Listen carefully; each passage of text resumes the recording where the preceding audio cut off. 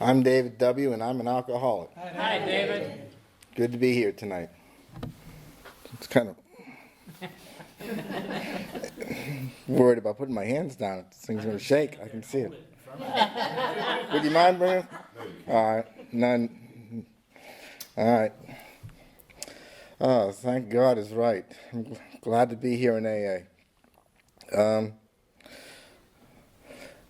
I got sober on the 20th of November in 2001, and thank God that happened.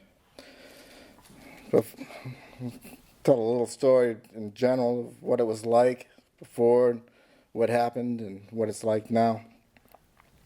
Born in '59, and moved around a little bit.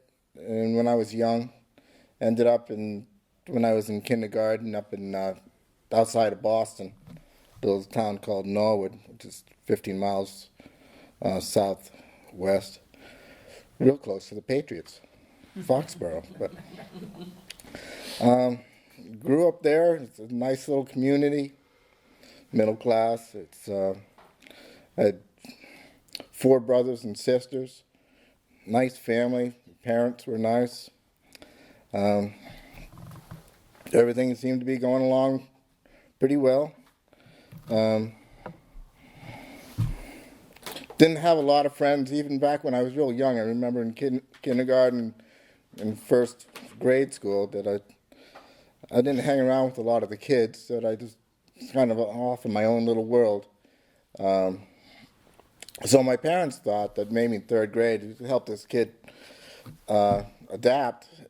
And my father, when he was in school, they advanced him a couple grades pretty quick, so he graduated high school when he was 16, and he didn't want that to happen because he thought that was so he let me stay back, and then so I was a year older than most of the kids in my class. But that made me feel a little bit like an outsider, and I used to look out at the playground at the kids that I should have been with, and they're out there playing, and I was in school with this other class, and I used to think about that a little bit. But so my father and mother didn't really push a lot of education. They wanted me to play sports and be active. They just wanted me to do stuff like that. So we used to get rewarded, kids in the family, on doing sports. And so they wanted me to play football and basketball and baseball and junior high and play in the band. So I played trumpet, which actually helped a little bit in my music ability, which I can appreciate now. Appreciation for good music. So I joined activities like that after school, but didn't spend a lot of time studying. Then we get to about 7th or 8th grade, say in the summer. We were up at this lake in New Hampshire, and beautiful place, and on vacation, little house looking down and waves and stuff, and clear water that you can see the bottom of the lake, not like around here, we saw a little brown. But so we're on vacation, and my father gets me this present and brings it home, and it's a 6-pack of beer. And here I am, like 14 years old. No one else in the family drank. And so I looked at this, oh, thanks, Dad. You know, I don't know what am I going to do with that? So I can remember sitting on that little table, looking out, and open up this beer, and just staring out at the wall, water, and thinking, okay, and take a couple sips, and then I started feeling the change.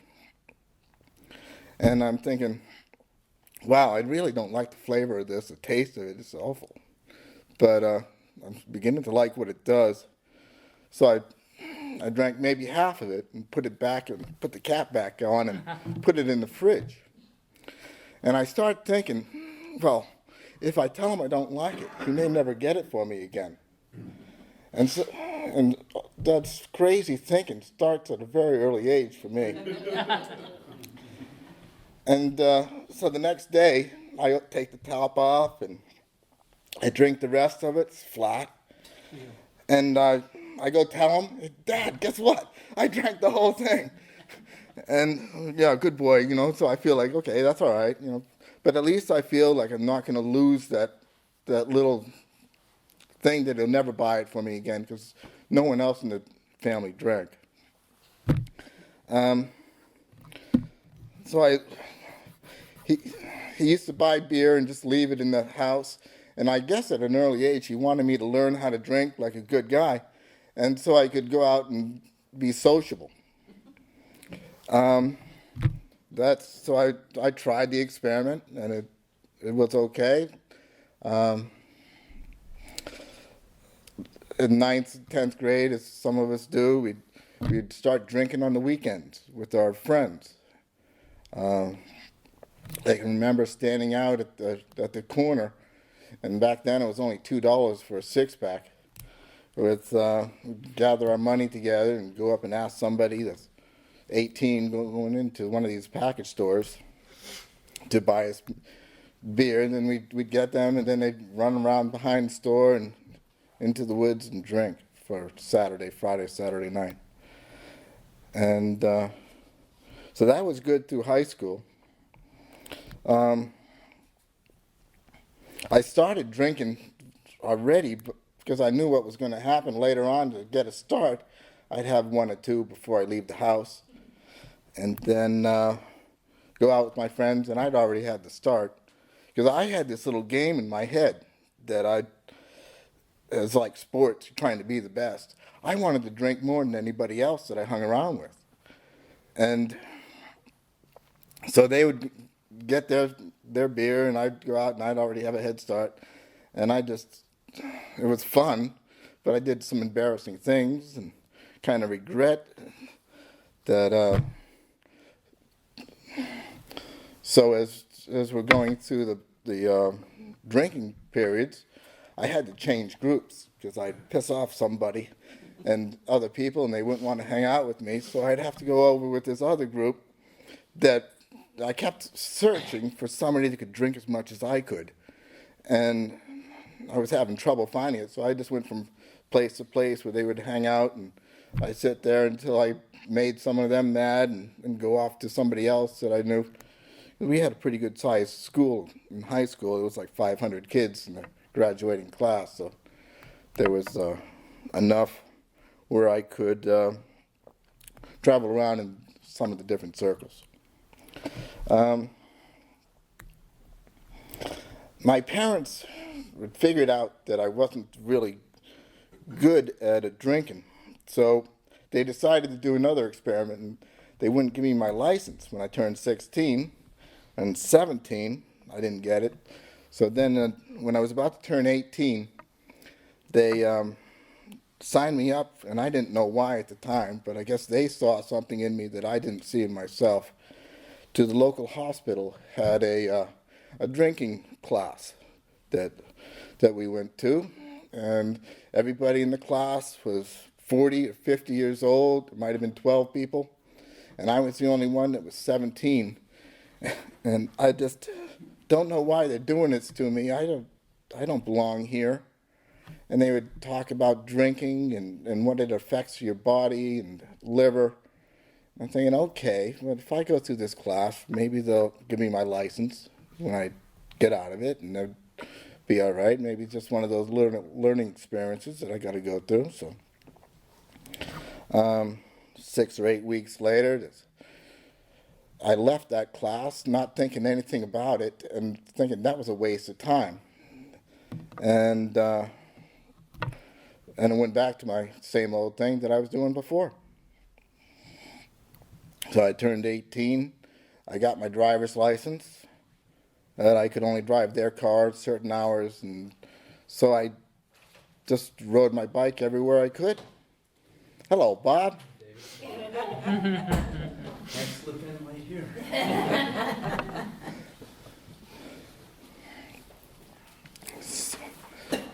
So there I was, 11th grade, and kind of on the way.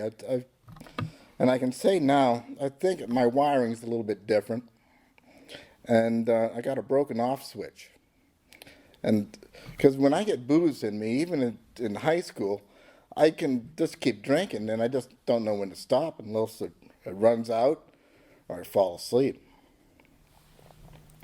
So we get into a little bit further on into high school and senior year, and things are going along. I'm getting C's and just passing and wanting to go to college. And this, I got out of everything as far as the sports, and except for wrestling that I really liked, and I did well in. When I was junior, I came in second in the state, and I was expected to win in senior year. And in '78, which is when I was supposed to graduate, and we had this big snowstorm that they called the Great Blizzard of '78 up in New England. We had like 3 or 4 feet of snow all at once. And it's just crazy because we were out of school for 3 weeks. And they couldn't plow because there was just nowhere to put all that snow. So they started in the big streets in the middle of town, and then they worked their way out into the little quieter communities, and people getting out, the lucky ones that had snowmobiles could get around. And you could dig out your driveway, but once you got to the road, there wasn't plowed, so there wasn't anything you could do. So I stayed in and drank the beer that I had rather than going to school. That was about 3 weeks. And then school opened up, and we had this big state tournament for the wrestling that I was ranked 1, and I ended up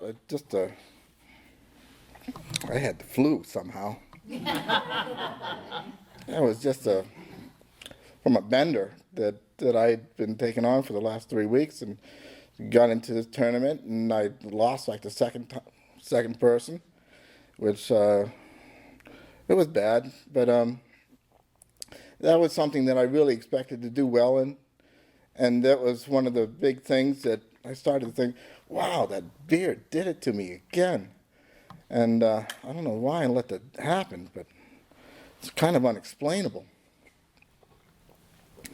So I get out of high school, barely make it through with C's, and get into a state school, and go to UMass. And I start out with this great idea that I'm going to go in for engineering.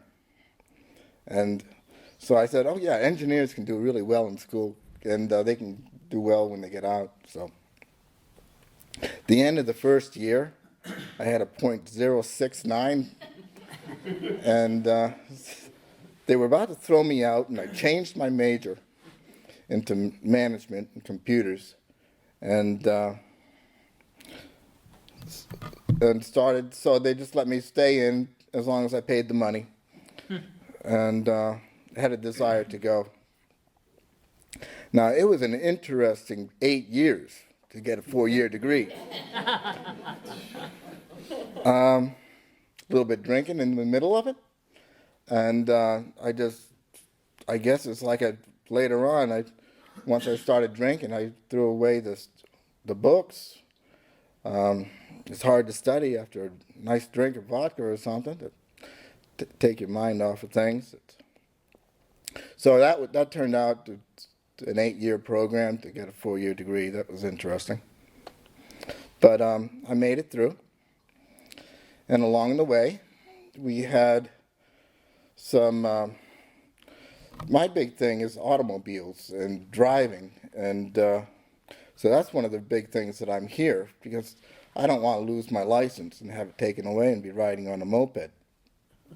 So my first traffic accident where I thought I might get in trouble with the police was on the way home from one of these college parties. It was a toga, actually. We had a couple guys, 3 guys in the car, me driving, and it's a really windy road going out of Boston that's hard to drive in the middle of the day when you're sober, rather then at night it's very difficult. So I ran into this other car, and a couple at 11 o'clock, police are there, and we're talking. When the car hit us, or I hit them, that I had my toga still on, so I jump out. And the first thing that I'm thinking is get rid of the beers. So I'm throwing all the beers across into the woods, and then get out, and then we have this conversation, and then fortunately the police show up. Boston police are nice guys, and they say, okay, this is the guy that you hit. And I started saying, no, it's not, he wasn't the one driving. And then all of a sudden, I was looking around, and somebody that I knew from home, which was 15, 20 miles away, said, David, how are you? Everything okay? And I said, oh, my friends are here, can I go? And they let me go. So me and my 3 friends got in the car, and we drove back home to Norwood, left the car in the middle of the road, waiting for the tow truck. My parents called the next day, find out where it was and who I hit, and gave them names so we can do insurance stuff. So that was just a lucky escape. 2 years later, I got in another small little accident. That time I didn't hit anybody, but I was just getting off, and this road is 128, which is a little heavy turn to get onto the highway, and I guess it was the downers that I was, plus the booze, that I didn't negotiate the turn very well, so I hit the curb. And the steering just went out on me. So I got my beer out, put it out into behind a bush, got back to my car thinking, okay, I don't have anything on me. I had 5 minutes later, state police just happened to be down the street, and they didn't think that I was sober, so they took me down to the station. It was my first DWI. So after the DWIs, back in the 80s, it wasn't a big deal. They didn't take your license away at all. That's go to drinking class. So I had similar to something that they have here, the mental health. So I went to this drinking classes, and they were similar to what I went through at the hospital. And of course, some of the people were a little bit closer to my age. A lot of them were. But I went through these 10 weeks of drinking classes and 2 hours once a week. And I started, the denial was set in, and I didn't think that this was where I needed to be. I didn't have a problem with drinking. It just happened it was bad timing on my part, and it was okay to drink, just not be a little bit more careful, and not drive it in the car. So I got through with the drinking class, and then they had this little thing at the exit where they give you a little appraisal and ask you a couple questions. And I must have said something smart, because this lady thought that I was a bad one and I needed more classes. So they were going to assign me more classes, and I just didn't go to those. I said, you can't make me go to that. I've done my 10. That's all I'm doing. So after that, 2 or 3 years went by, and I found out I had a warrant for not going out to the court-ordered things, and they came around and got me. That's because I was drinking at something I wasn't driving this time. I was just drinking and being a public nuisance, I guess. But then I ended up going to those classes and a couple more because of it. But I still didn't think that it was for me, because I didn't have a problem. So I get out of college. My parents tell me that I have to start paying rent. And you're going to do that to me? I'm 26 years old. I'm still living at home. Come on. So rather than pay rent, I move into the big city of Boston. Get a nice apartment, under rent control, and a job in Boston that I worked with, and it was fun. Now that I'm working and I'm living on my own, I start getting this idea. Okay, now how can I do it on an economical way? Because I'm always planning and trying to do different things. So I figured I didn't like going out to bars because it costs too much money in the long run. I ended up, you spend $20, $30 and you're not even as happy as you'd want it to be. So I started buying 1.75 liters, and I fell in love with Dewar's Scotch. And so I started drinking Dewar's, and mostly at night, Dewar's and water, and just watching TV. And it's kind of like smoking cigarettes. You smoke 5, 10 cigarettes at a time, and then all of a sudden your cravings start happening, and then you want to smoke more, so you end up with a pack-a-day habit. And then the real bad ones, they'll smoke 2 packs a day and think and that's kind of what happened to my drinking. I just started drinking at night, and I just got more and more and more, and I just trying to slow it down, but the cutting back didn't work for me. And I did have a few hangovers going on in the work in the morning. I struggled sometimes getting through the morning, kind of get to that point where you look forward to the end of the day so you go home and have your drink.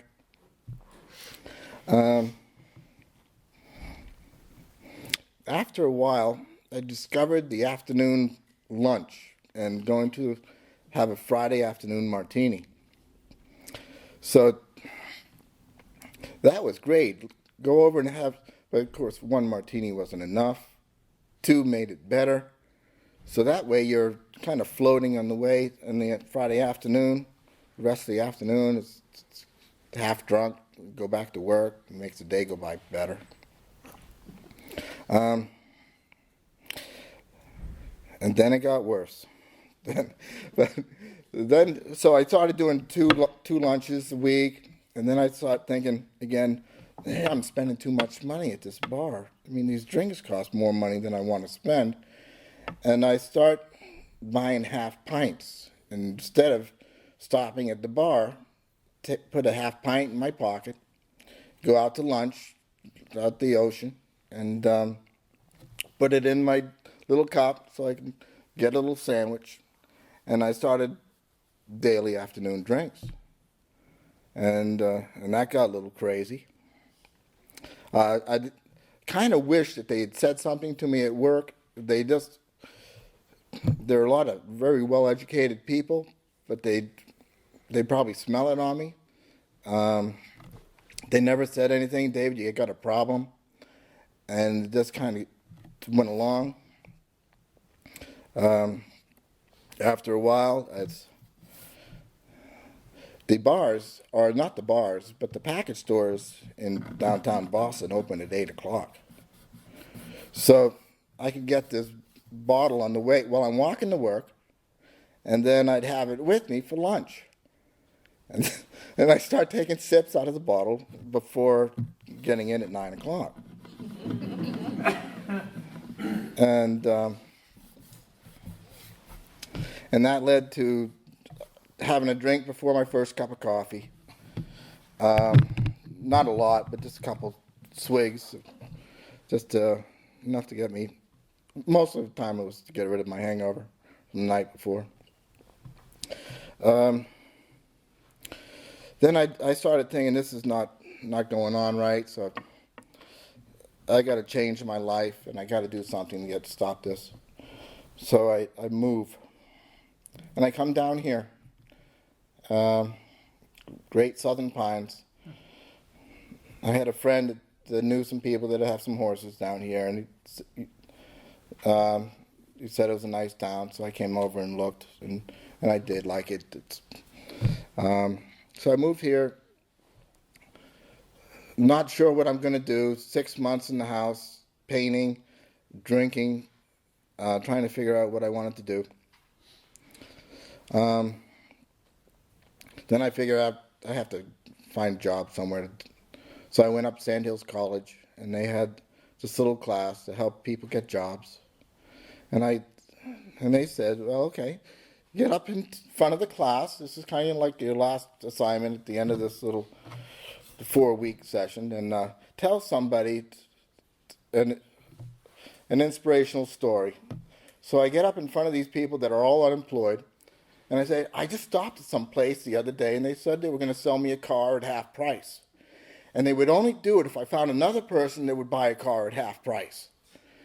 And then I started telling them about these really neat cars, and one of these girls goes up, I want to go. I said, okay. And here we are talking to these unemployed people about buying a car.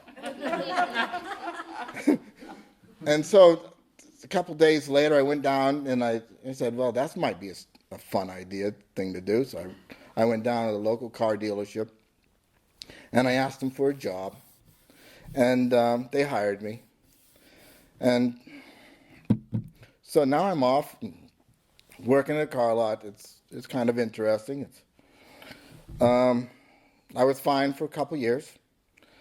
And then the alcohol started again. There's terrible pulling physically.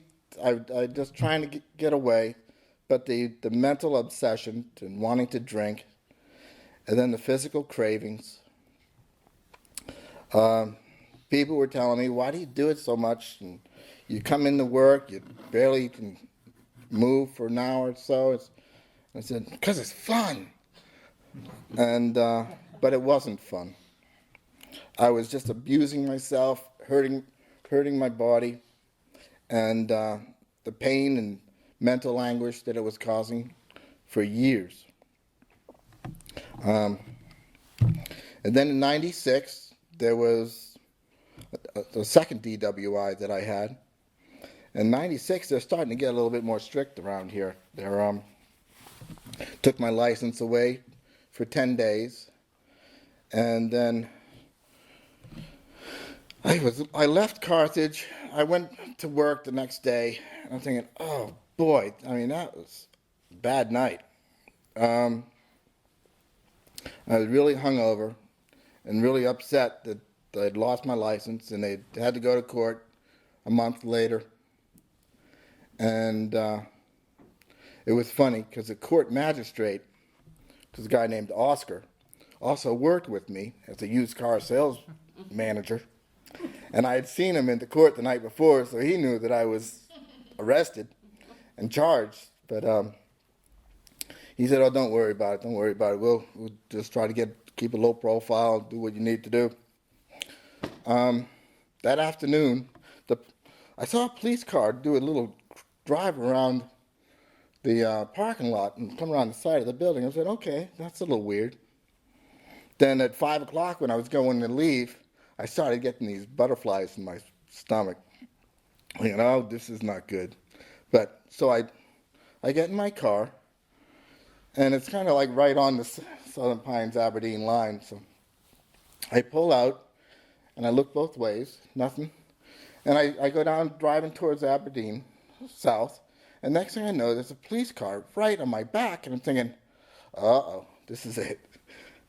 And I kept driving, and I'm thinking, oh no, this is really bad. And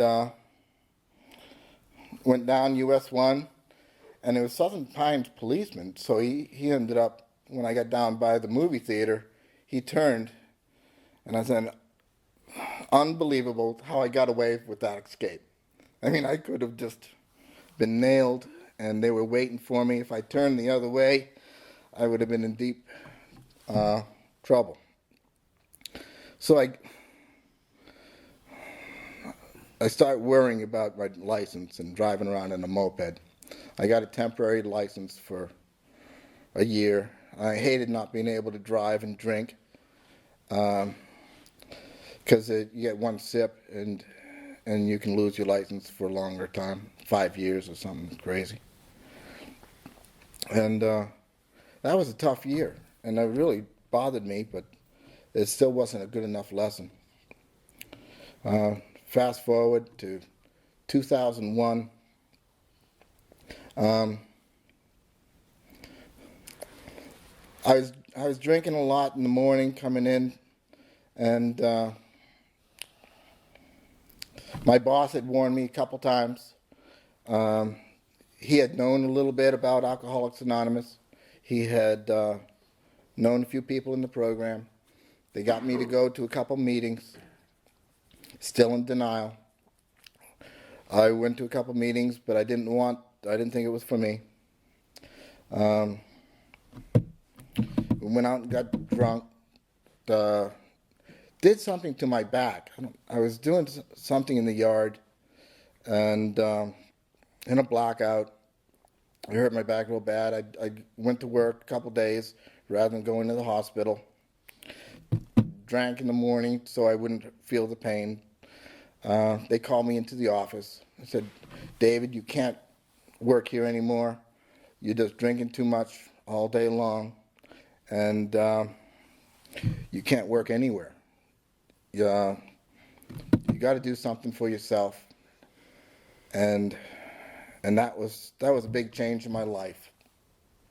I went down to the Elks. I said, what am I going to do now? And I'm looking out, just sitting in the parking lot by myself, 10 o'clock in the morning. And the big thing came over to me, like a spiritual thing, said, oh, God, you got to help me. The desperate prayer came out, and I meant it with feeling. I won't do it anymore. I promise I won't do it anymore, but I need your help.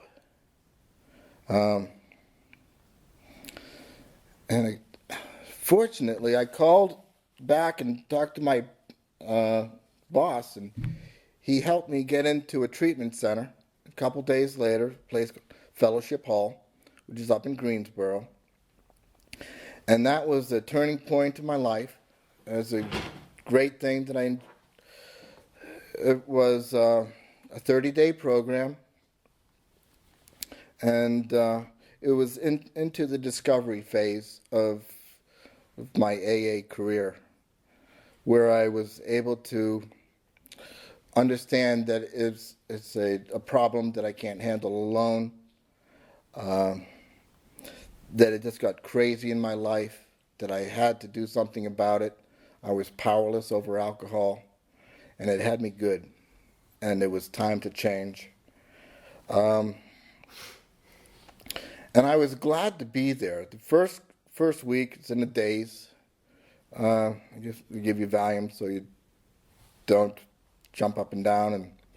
But I had I was one of the, they must have thought I was a little crazy because I had my little security blanket, which was a Traverse tumbler with full of ice water. And because I just carried that around everywhere like it was a regular drink. It was my little security blanket. I was so used to having something in my hand. And but that was a great experience to be there, and I took it seriously, and I really wanted to learn as much as I could while I was there, all about the first couple of steps, that I was totally powerless over alcohol and the grasp that it had on me, that I had to do something about it. And I wasn't a real religious person, but they told me that you have to find a higher power, like at step 2, that you had to believe, and so I went along. If that's what it takes to get sober, that's what I'm going to do. So I went along. The higher power idea was fine with me. That's all I need to do. And I took some of the other suggestions that they taught me about getting rid of the anger and the resentments, all these things that I was carrying on my shoulders, that I thought that I was the only one like this, and I discovered, no, there's a lot of us that have the same ideas. We don't do exactly the same thing, but I'm not the only one in the world that thinks this way and has messed up wiring in their head. And but so if other people can do it, I can do it too, with the power of AA. And that's starting to think, because along with that idea that I'm not the only one, if I hang out with other people that in AA meetings and things and what they taught me in this treatment center, then I got a chance. Of course, they mention these chances are 1 in 36. 36% stay sober and the others don't. So I wanted to be that 36%. And so I spent more time in the little library doing my little homework sheets and trying to get it right. Or try to do the best that I could at what we had to learn, helping to overcome and what it took to get better, and all the discovery parts of learning about this disease. That was a wonderful experience. I'm glad I went through it. Before I had said, no, I don't need that, and denial again. But I learned a lot while I was there. I was very scared when I left. They're thinking, oh God, now I'm going out into the world, and what am I going to do? I was afraid. It still had that strong desire, how you can live without alcohol. It doesn't seem right. I don't think I can do it. It still played tricks on me. So my counselor came up with this great idea that I later thought was a trick. They had 90 and 90 for 90 meetings in 90 days. He told me, you're a bad case. You better do 160. And I took it for his word, said, okay, if I'm going to get sober, I've got to do 6 months and a meeting a night and 160 meetings. Or 180. It was 180, 90 times 2. And I was just in a fog, so I went to 180 meetings, and I'm starting to get it. And I'm starting to like the people in AA. And I enjoyed going to them a little bit. I just said it's kind of a requirement. If I'm going to make it, this is what I got to do. And that's what I had learned in that, along with other things. And I started going here, and I came in with Myrna and Charlotte and Barbara and Anthony, B. They were the first people here, and they were some of the older ladies. Say, David, we'll take care of you. Keep coming here. We'll be nice to you. You don't have to worry about us doing anything. We'll just come and help you along with your AA program. And so that was a lot. Felt comfortable. And I also had a second home group because my sponsor had been a member of Primary Purpose. Said, if you're going to be a sponsee of mine, you have to be in Primary Purpose as your home group. I said, fine. Anything I need to do, I'll be happy to do it. So I had 2 home groups for about 4 years. And that helped me get sober. It was Primary Purpose is a wonderful group. They have great for the newcomers. It's good that they have 2 nights a week meetings. There's some good speakers. And it was just a wonderful to be in AA and starting to learn how to deal with life sober. I was always doing these little plans, trying to do little to-do lists and write down things like we had talked about not long ago, anger. And I would do these little lists, and I was trying to say, what can I do to make things the best result? So usually with the anger, it's a start thinking of something else. Think of something positive, something that spiritual. Pick up AA literature, um, doing the things that you've been taught, tools that you got to use. Give somebody a call, talk to them. Then I started thinking about serenity and having peace of mind, just at a very low, easy to go, not getting too excited, not getting too upset. So trying not to have any of these little triggers that would cause me emotional stress, and start just to block out alcohol. And it was not an easy couple of years. The first 2 years were very difficult, and it's still a blur. Because, but now it's getting better. I've just celebrated 12 years last month, which I'm very proud of, not having a drink. Start as far as things to make me feel better. I started listening to classical music. I love Beethoven, and that's the kind of thing that make me real easy, not as excited. It just calms my nerves. It makes me feel really good. And other things that I like to do, that walk my dog, and helps me clear my head. I do it every night when I get home. Just go out rather than turn on TV, and go out, walk my dog for a mile or so. It's gotten a little bit shorter now that it's dark at night.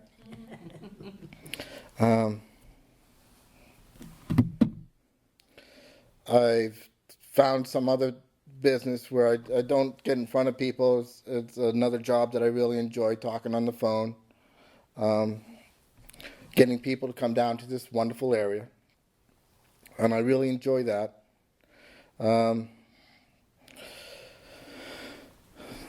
I worked at Pinehurst Resort for about 8 years, and about a year ago, they got this little software that I didn't agree with, and they started recording all your phone calls, and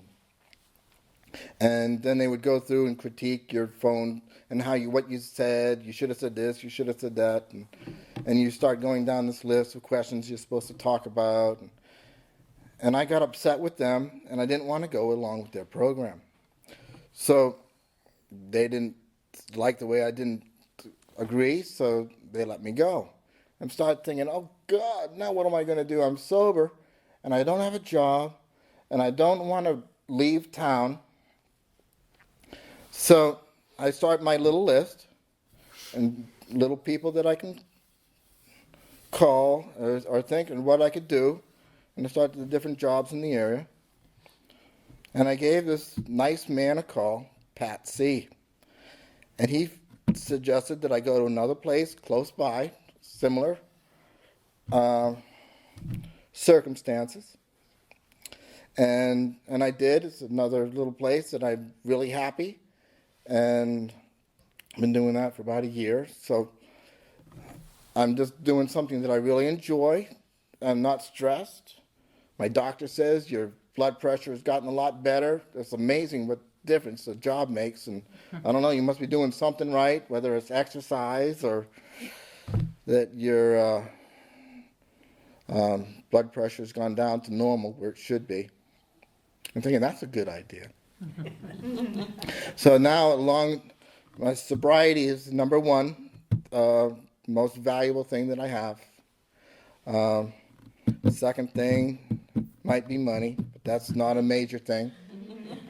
Third thing is health. I'm starting to work on that again a little bit. It's trying to get a little bit healthier, and all this is coming thanks to the God of AA and to my higher power, helping me to fit into the community, be a better person, and normal thinking. I have a lot more faith than I had before I started in AA. I believe in a higher power strongly. It's a big part of AA program that I feel that I couldn't do it on my own. I tried a couple times, but doing it on my own did not work. AA is like what I need. People here, fellowship, faith, believing that there's a higher power that's out there looking for the best than what I can do myself. And life has gotten a lot better. Learning how to live sober. It's interesting, but every year keeps getting better. That the last couple of years, it's just like the best years of my life that I can think of. Even it's just wonderful what has happened and how I feel, and I just really enjoyed being here. Thank you very much for staying. Bye.